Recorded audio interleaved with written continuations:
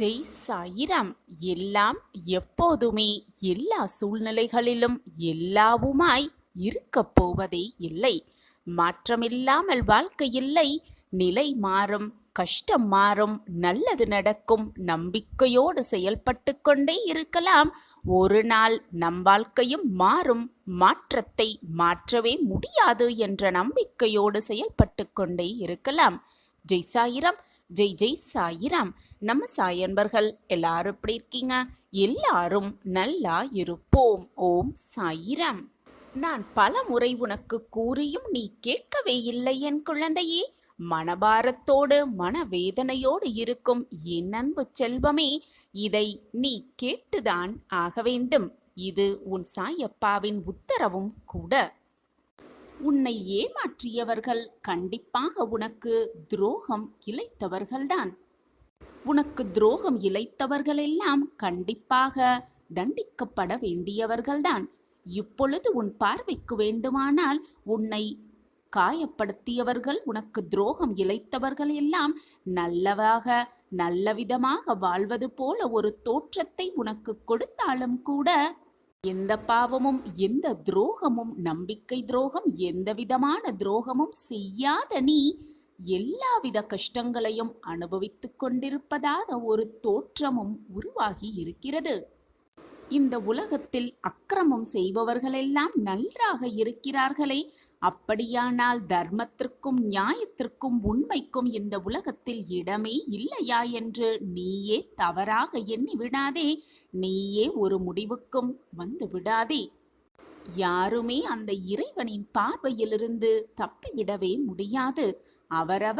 அவரவர் செய்த பாவ புண்ணிய கணக்குப்படிதான் அவரவர்கள் அனுபவிப்பார்கள். அனுபவித்துதான் தீர வேண்டும்.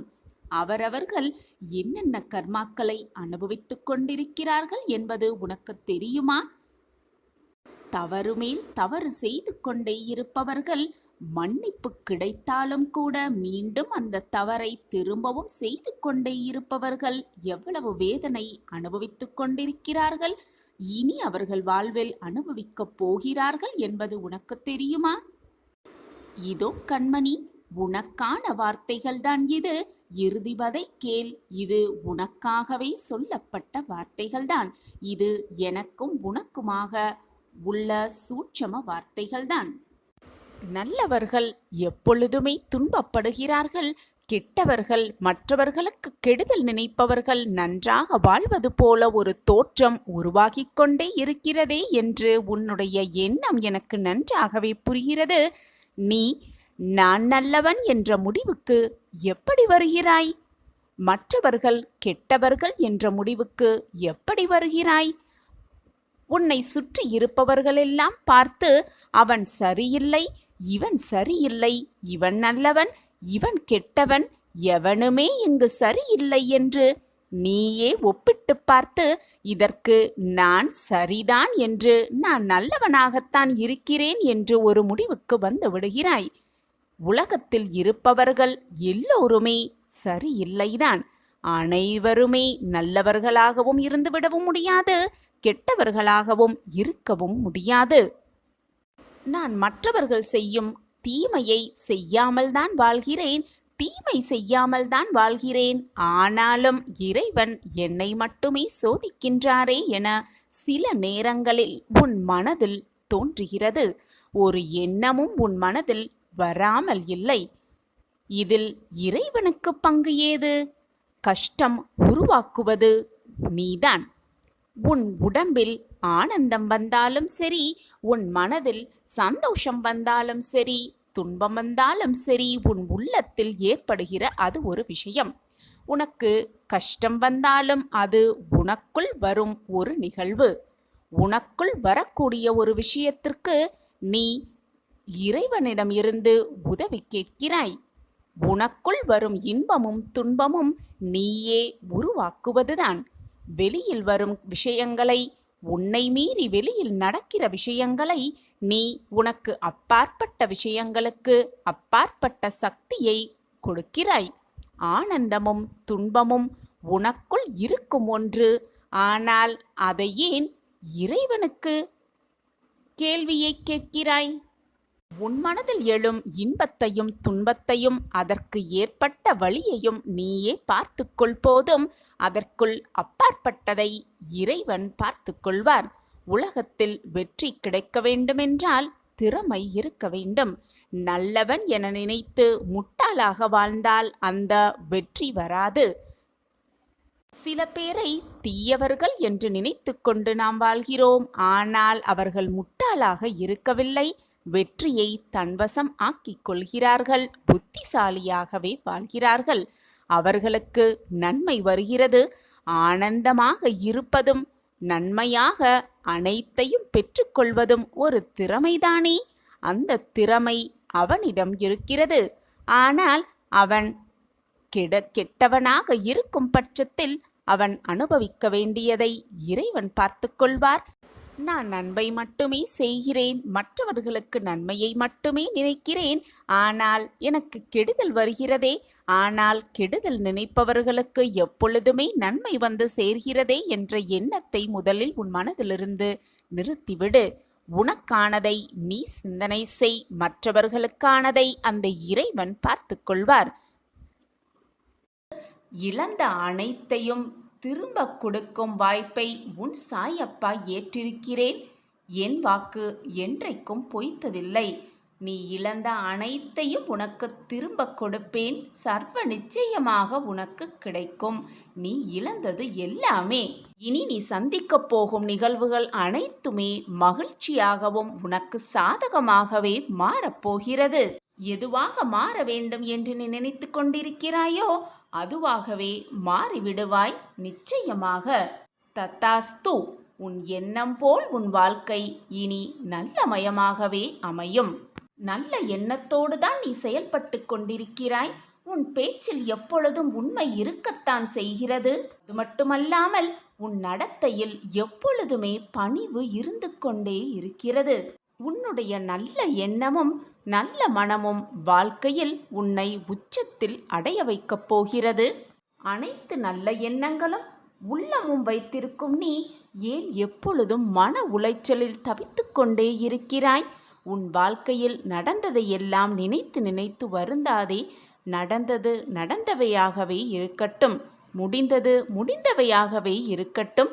இனி வரப்போகும் உன் வாழ்க்கையை மட்டும் சிந்தி அந்த வாழ்க்கையில் மகிழ்ச்சியை, சந்தோஷத்தை, ஆனந்தத்தை எப்படி நிரப்பலாம் என்பதை யோசி. அதற்காகவே நானும் வேலை செய்து கொண்டிருக்கிறேன். உன் வாழ்வில் நல்ல மாற்றத்தை நிச்சயமாக உருவாக்குவேன். உன் அப்பா. என் மீது நம்பிக்கை இருக்கிறதல்லவா? பின் ஏன் வருத்தப்பட்டு கொண்டே இருக்கிறாய்? கவலைப்படாதே, அமைதியாக இரு. நடப்பது அனைத்தும் நன்மைக்கே என தீர்க்கமாக நம்பு. இதுவரை உன் வாழ்வில் இழந்ததையெல்லாம் திரும்ப நிச்சயமாக பெறுவாய். அதற்காக வழியை, அதற்கான திட்டத்தை நான் ஏற்படுத்தியும் விட்டேன், தீட்டியும் விட்டேன். என் வாக்குப்படிதான் எல்லாம் நடந்து கொண்டிருக்கிறது. என்னை மீறி உன் வாழ்க்கையில் எதுவும் தவறாக நகர்ந்தாது, நிகழவும் செய்யாது. அப்பா இருக்கிறேன். என் வார்த்தைகளின் மீது நம்பிக்கை வைக்கிறாய்தானே? பின் வீணாக வேதனைப்படாதே. உன் மனதை நீயே காயப்படுத்தி கொண்டிருக்கிறாதே. உன் வாழ்க்கையில் நல்ல மாற்றங்கள் நிகழும். இந்த சமயத்தில் வீணாக மன உளைச்சலில் தவிக்காதே. மன உளைச்சலிலே இருந்து கொண்டிருந்தால் உனக்கு வரும் நல்லது கூட உனக்கு தெரியாமல் போய்விடும், புரியாமலே போய்விடும். எனவே சந்தோஷத்தை கொண்டாட தயாராக இரு. ஆயத்தமாக உன் வாழ்வில் நல்ல நல்ல மாற்றங்கள் ஏற்பட போகும். அந்த சந்தோஷ தருணத்தை எதிர்நோக்கி காத்திரு. உனக்கானது உன்னிடம் வந்து சேரும். அந்த நல்ல நேரத்தையும் நான் உனக்காக ஏற்படுத்தி விட்டேன். உன் சாயப்பா இருக்கும் பொழுது வீணாக எதற்குமே பயப்படாதே. நான் இருக்கிறேன் என் குழந்தையே. இதுநாள் வரை முட்கள் பாதையில் பயணித்து வந்த உன் கால்கள் இனி மலர் பாதையில் பயணிக்கப் போகிறது. ராஜாங்க வாழ்க்கையை கைப்பற்றப் போகிறாய். உன்னுடைய துன்பமெல்லாம் இன்றோடு முடிந்தது. இனி உன் வாழ்நாளில் எல்லாமே பேரின்பம்தான். இப்பொழுது உன் மனதில் எதையெதையோ நினைத்து வேதனையில் இருக்கிறாய். அது எனக்கு தெரியும். உன்னுடைய வேதனைகள் என்ன என்பதும் எனக்கு தெளிவாக தெரியும். ஆனால் ஒன்று மட்டும் உறுதியாக கூறுகிறேன், உன்னுடைய வேதனைகள் நீங்கிவிடும். உன்னுடைய விதி சரியானதுதான். நீ வேதனைப்படும் அளவிற்கு உன்னுடைய விதி அவ்வளவு மோசமாக இல்லை.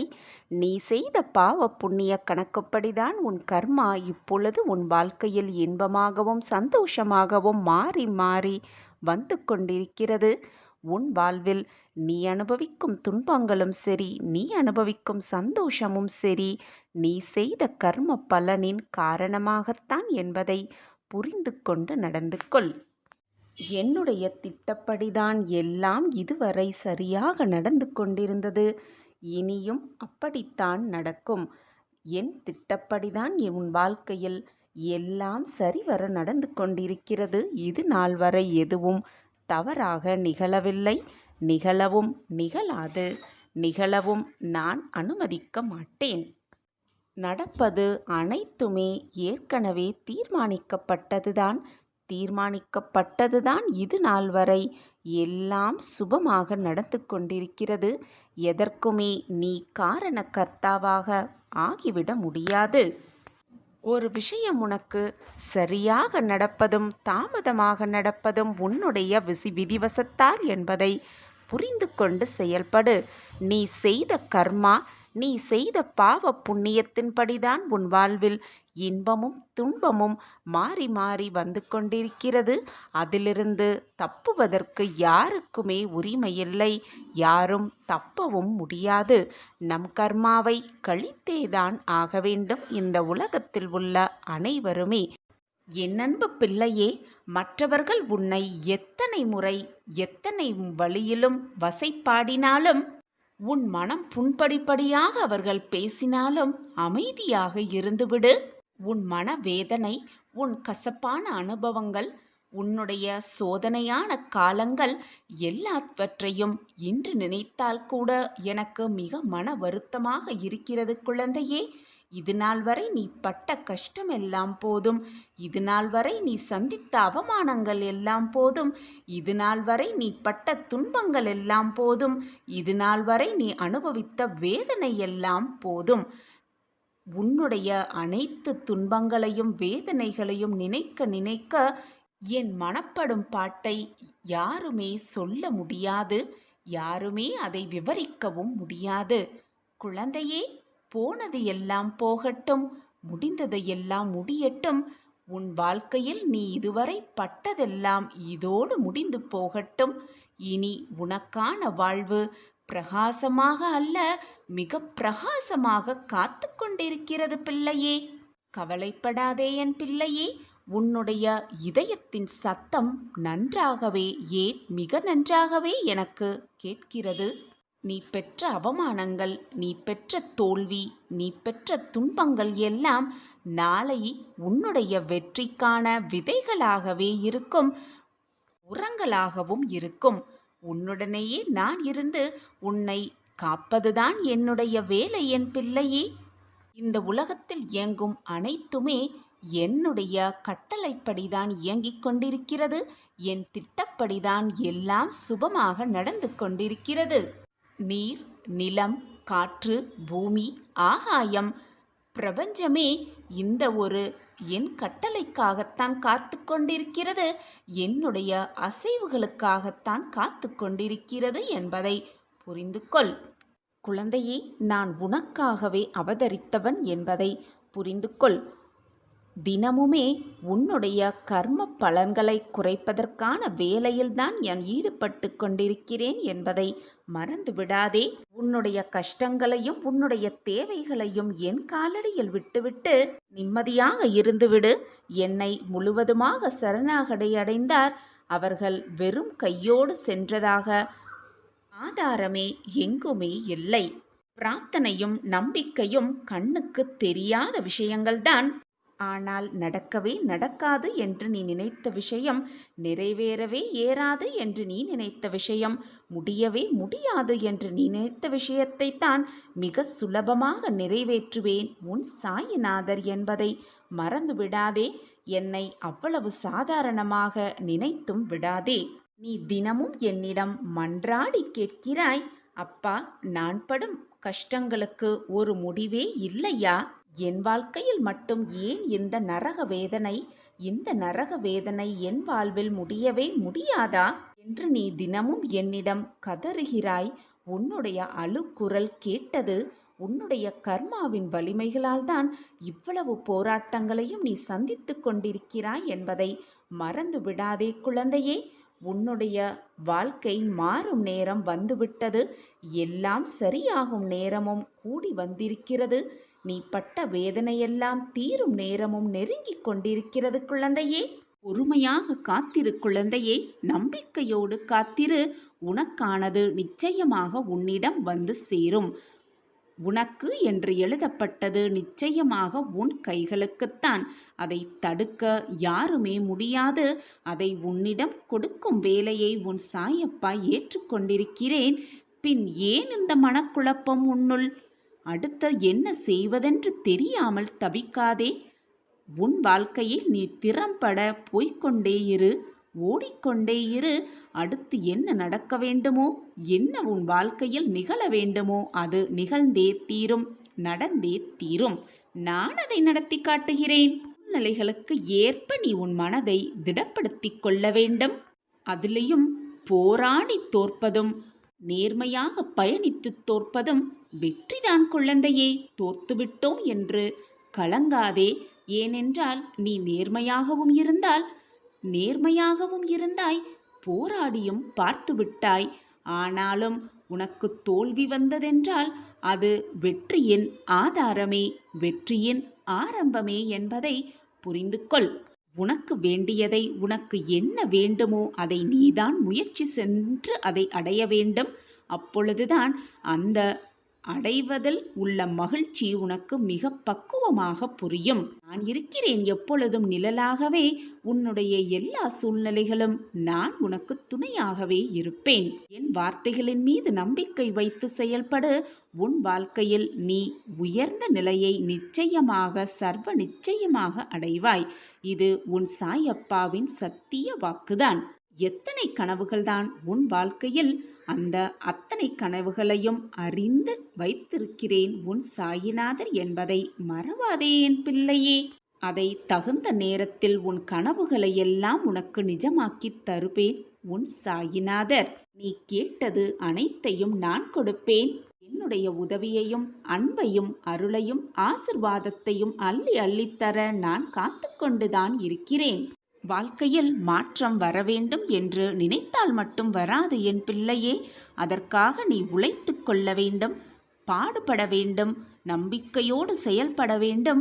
அப்படி இருந்தால் உன் வாழ்க்கையில் மாற்றம் நிச்சயமாக வரும். எது நடந்தாலும் நம்பிக்கையோடு எதிர்த்து நின்று போராடு. எது வந்தாலும் திடமாக இரு. எது வந்தாலும் மனதை திடமாக வைத்திருக்க பழகு. சிறு சிறு கற்களாக எடுத்து போட்டாலும் காலம் கடந்து பார்க்கையில் ஒரு கோட்டையே உருவாகிவிடும். காலம் அனைத்தையும் மாற்றும் வல்லமை உடையது. அந்த காலத்துக்கு மாற்றம் ஒன்றே மாறாதது குழந்தையே. எனவே எது வந்தாலும் அமைதியாக இருந்துவிட்டு போ. மனதை திடமாக வைத்துவிட்டு போ. நம்பிக்கையோடு இரு. பொறுமையாக காத்து இருந்துவிட்டு போ. அனைத்தும் உனக்கு சாதகமாக நேரும். எல்லாம் கூடி வரும் சமயம் எல்லாமே உனக்கு சாதகமாகவே அமையும். சந்தோஷம் என்பது, மன நிம்மதி என்பது, மகிழ்ச்சியான வாழ்வு என்பது பிரச்சனையில்லாத வாழ்க்கை வாழ்வது அல்ல. எவ்வளவு சோதனைகள் வந்தாலும், எவ்வளவுதான் போராட்டங்கள் உன் வாழ்வில் நிறைந்து இருந்தாலும் அதை சமாளித்து கொண்டு வாழ்வதுதான் சந்தோஷம், மகிழ்ச்சி. அதில்தான் அடங்கியிருக்கிறது. சந்தோஷம் என்பது பிரச்சனையில்லாத வாழ்க்கையை வாழ்வது மட்டுமல்ல, எது வந்தாலும் அதை சமாளித்து தூக்கி எறிந்துவிட்டு ஏறி மிதித்துவிட்டு மகிழ்ச்சியாக வாழ்வதுதான். வாழ்வில் ஒவ்வொரு பிரச்சனைகள், ஒவ்வொரு சவால்களை நீ சந்திக்கும் பொழுதும் 3 வகையான தீர்வுகள் உனக்கு உள்ளது என்பதை மிக தெளிவாக புரிந்து கொள். என் மேல் முழுமையாக நம்பிக்கை வைத்திருக்கும் என் பிரியமான பிள்ளையின் வாழ்க்கையில் அனைத்து அற்புதத்தையும் உன் சாயிபாபா நடத்தி காட்டுவேன். நீ தோற்பதற்காக பிறக்கவில்லை. கட்டாயமாக உன் அப்பாவின் பரிபூரண ஆசிர்வாதத்தால் நீ உன் வாழ்க்கையில் ஜெயிப்பாய், ஜெயித்து காட்டுவாய். சாயிநாதா, பல நாட்களாக நான் உங்களிடம் வைத்த வேண்டுதல்கள் எல்லாம் தாமதமாகி இந்த இடத்திற்கு வந்திருக்கிறது என்று நீ என்னிடம் புலம்புகிறாய். சில சமயம் கோபமாக கூட பேசுகிறாய் குழந்தையே. ஆனால் சிறிது நேரம் கழித்து வந்து நீயே என்னை மன்னித்து விடுங்கள் சாயிநாதரே, நாங்கள் உங்கள் மனதை புண்படுத்தியதற்காக என்னை மன்னித்து விடுங்கள் என்று நீயே என்னிடம் வந்து மன்னிப்பும் கேட்கிறாய். அன்பு இருக்கும் இடத்தில்தான் கோபமும் இருக்கும் குழந்தையே. நீ என்மேல் கோபப்பட்டால் நான் தவறாக எடுத்துக்கொள்ள மாட்டேன். ஏதோ உன் மன வேதனையினால்தான் நீ என்னிடம் வந்து இப்படி கொட்டுகிறாய் என்பது எனக்கு புரியும். உன் மன வேதனையை அனைத்தையும் என்னிடம் வந்து கொட்டிவிடு. நிச்சயமாக உன் வேதனைக்கு, உன் மன வலிக்கு மருந்தாக உன் அப்பா எப்பொழுதும் இருப்பேன் என் பிள்ளையே. குழந்தையே, வாழ்க்கையில் நிம்மதியையும் சந்தோஷத்தையும் நீ தேடுவது எனக்கு வியப்பாக இருக்குது குழந்தையே. நீ எங்கு போய் தேடினாலும் அது உனக்கு கிடைக்கவே போவதில்லை. ஏனென்றால் அது உன்னில்தான் இருக்கிறது. நீ மனதை நிம்மதியாக வைத்து கொண்டாலே போதும், சந்தோஷமும் நிம்மதியும் ஆனந்தமும் தானாகவே வந்து குடிக்கொண்டுவிடும் உன் மனதிலும் உன் வாழ்க்கையிலும். கண்மணியே, சந்தோஷம் என்பது உலக பொருட்களில் இல்லை, அது உள்ளத்தில்தான் இருக்கிறது. நிம்மதி என்பது நீ கை நீட்டி ஒருவருக்கு உதவி செய்தாலே போதும், நிம்மதி தானாகவே வந்துவிடும். ஆத்மார்த்தமாக உள்ளன்போடு மற்றவர்கள் நன்றாக இருக்க வேண்டும் என்று நீ நினைத்தாலே போதும், நிம்மதி தானாகவே தென்றலாய் உன் இதயத்தை வந்து தழுவும். எனவே என் குழந்தையே, என்றைக்கும் சந்தோஷத்தையும் நிம்மதியையும் வெளியில் போய் தேடாதே. ஏனென்றால் அது எங்குமே வெளியில் இல்லை. உன்னை மாற்றும் எல்லா மாறுதலாகவே அது இருந்து கொண்டிருக்கிறது. உன்னை பக்குவப்படுத்துவதற்காகவே உனக்குள் பல நிகழ்வுகளை நிகழ்த்தி உன் வாழ்க்கையில் நீ முன்னேற்றம் அடைய சில வழிவகைகளை நான் செய்து கொண்டிருக்கிறேன். ஆனால் என் சாயிநாதர் எனக்கு கஷ்டத்தை கொடுத்து விட்டார். என்னை காப்பாற்ற யாருமே இல்லை. நான் நிர்கதியாக இருக்கிறேன். தோள் கொடுக்க கூட எனக்கு யாருமே இல்லை என்று உனக்கு வரும் வேதனைகளையும் சோதனைகள் அனைத்து பிரச்சனைகளையும் நான் தான் உனக்கு கொடுத்து விட்டதாக நினைத்து கொண்டிருக்கிறாய் குழந்தையே. பிரச்சனைகளை நான் உனக்கு கொடுக்கவில்லை. நீ கண்ணீர் சிந்த வேண்டும் என்ற எண்ணத்தில் நான் அதை உனக்கு கொடுக்கவில்லை. உன் மனம் வேதனை அடைய வேண்டும், நீ கஷ்டத்தில் தத்தளிக்க வேண்டும் என்ற நினைப்பில் நான் அதை உனக்கு கொடுக்கவில்லை. உன் மனதை பக்குவப்படுத்தவும், வாழ்க்கை என்றால் என்ன என்பதை புரிய வைப்பதற்கும், உன்னை சுற்றி இருப்பவர்களின் திறமையை, அவர்களின் மனோதைரியத்தை, அவர்கள் உன்னை எப்படி பார்க்கிறார்கள் என்பதை நீ புரிந்து கொள்வதற்காகவும் தான் இந்த செயல்களை நான் செய்து கொண்டிருக்கிறேன். உன்னை வேதனைப்படுத்துவதற்காக அல்ல. நீ இப்படி தவறாக நினைத்து கொண்டால் நான் என்ன செய்ய முடியும் குழந்தையே? எது நடந்தாலும் நன்மைக்காகவே நடக்கிறது என்பதை தீர்க்கமாக நம்பு. எதை செய்தாலும் 100 முறை யோசித்து செயல்படு. ஆனால் செய்ய ஆரம்பித்தவுடன் இது நடக்குமா நடக்காதா என்ற சிந்தனை ஒரு முறை கூட உன் மனதில் எழவே கூடாது. அதை நடத்தி முடித்து காட்டுவதுதான் நம் வேலை என்ற எண்ணம் மட்டுமே உன் மனதில் இருக்க வேண்டும். உனக்கு துணையாக எப்பொழுதும் உன் அப்பா இருப்பேன். வழித்துணையாக வருவேன்.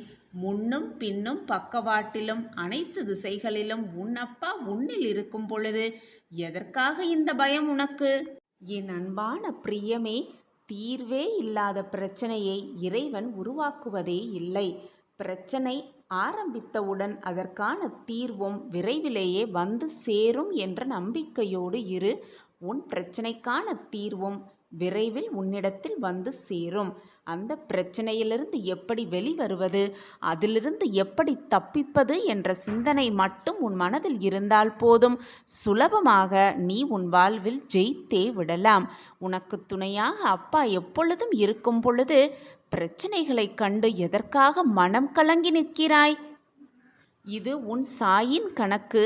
என் கணக்கு எப்பொழுதும் தப்பாகாது குழந்தையே. இவ்வளவு காலமாக நீ பட்ட கஷ்டங்களுக்கெல்லாம் ஒரு முடிவு பிறக்கப் போகிறது. நல்ல வாழ்வு உனக்கு அமையப் போகிறது. தைரியமாக இரு. உன் கண்ணில் எப்பொழுது கண்ணீர் வந்தாலும் அதை துடைத்து உன் கஷ்டம் போக்க உன் சாயப்பா வருவேன், நிச்சயமாக வருவேன் என்ற நம்பிக்கையோடு இரு. நம்பிக்கையோடு இருக்கும் என் பக்தனை எப்பொழுதும் நான் ஏமாற்றியதே இல்லை.